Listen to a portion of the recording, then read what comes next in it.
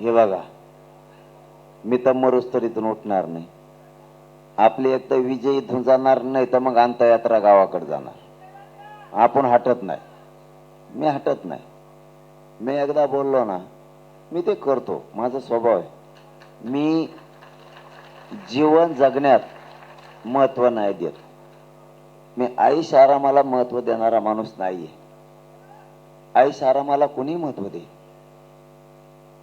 मी समाजाच्या आयुष्य आरामाला महत्व देतो. नसता इतका जीव जाळून घेतला नसता. बघा, ते आता 2 डॉक्टर आलते, त्याला नाही रक्त निघलं माझ्या अंगात. विचारा त्याला,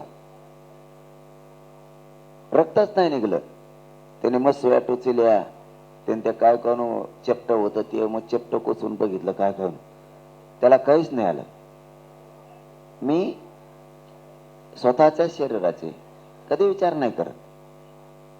समाज मला किती सुखी करता येईल, आनंदी करता येईल, यासाठी मला काय योगदान त्यांच्यासाठी देता येईल. मी सांगितलं ना त्या दिवशी, मला जर देवेंद्र फडणवीस म्हणला तुला लयच समाजाची माया आहे, तुला आरक्षण देतो, पण तो अंगाचं पुरं कातडं काढून दे, एका क्षणात काढून दे. मी मरणारा नाही भेट. एका गरीबाच्या घरातून मी आलोय.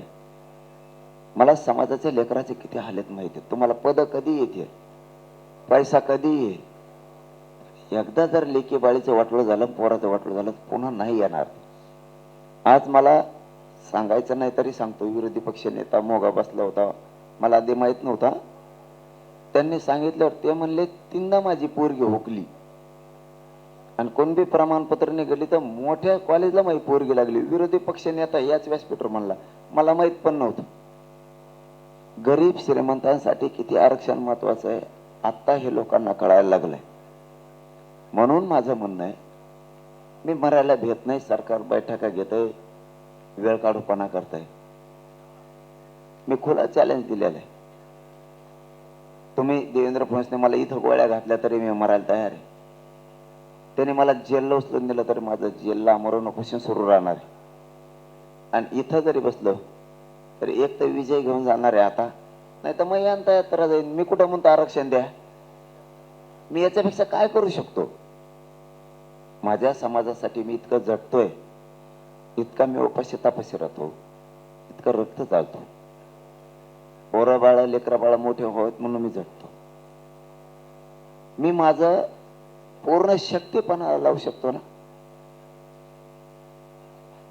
सरकार देणार का नाही त्याचा प्रश्न.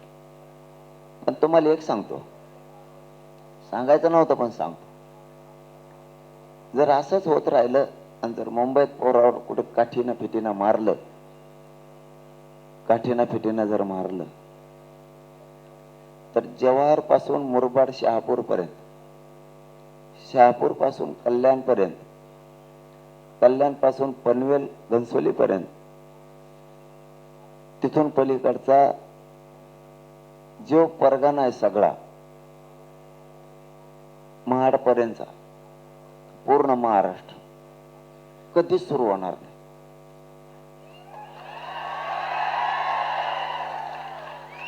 कधीच सुरू होणार. आता isakal.com आहे देशातील नंबर 1 ची मराठी न्यूज वेबसाईट.